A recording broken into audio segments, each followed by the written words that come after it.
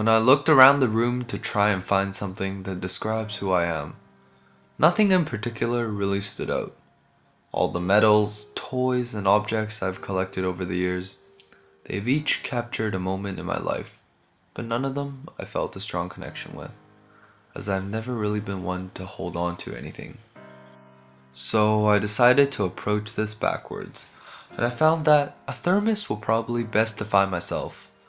Although it is not something that has been with me all my life, I believe the characteristics of a thermos really describes the best and most important change that has happened to me as I grew up.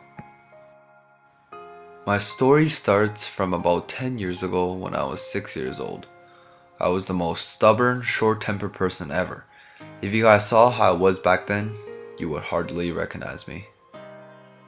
Almost everything would throw me on tilt. I remember I would cry over things like losing a tennis match or not getting what I want at a store.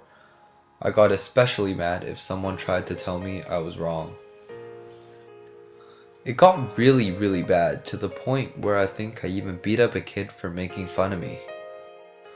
My temper could also be seen in little things, like for example, if I made a small mistake on a painting I've been working on for a long time, I would destroy the whole thing and start over because I just simply could not accept that there was an error on my work. When I was angry or frustrated, I would often lock myself in my room and try to calm myself down. And since I didn't have much at that time, I resorted to drawing. This is also why I decided to present my story with pictures. I don't have any of my old works with me anymore, but if you looked into it, it was definitely not something you would expect from a 6-year-old. A lot of the pages were scribbles or dents from me stabbing the pencil at the paper again and again, and the rest was filled with some pretty violent images. My younger self can be seen as molten metal, impulsive, boiling with anger, and most importantly, dangerous to those who were around. I realized that my impulsive nature not only made myself unhappy, but also hurt those around me. Nobody likes to be with someone whose mood could change in a split second. It was then I knew that I had to change, but it was not easy and I did not know how. In the 3rd grade, I carried my temper all the way across the Pacific Ocean to Canada, and that's when things really started to look up. When the metal cools, it is then molded and made into the perfect shape, and that is kinda like me as I decided to get out of my little world and meet new people. Unknowingly, this kinda forced me to change because the more people I met, I realized not everyone is going to be who you want him or her to be.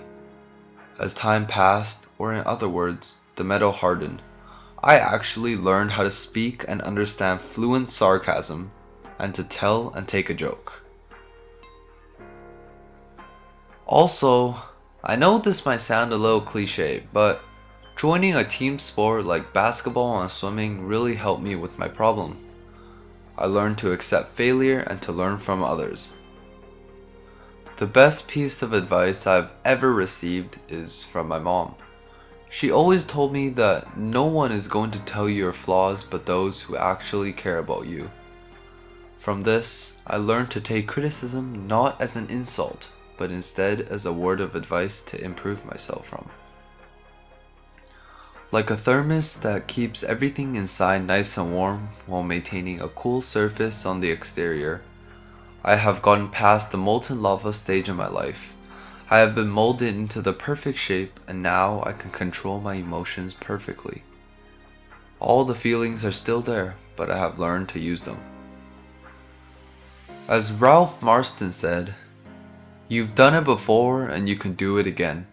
See the positive possibilities.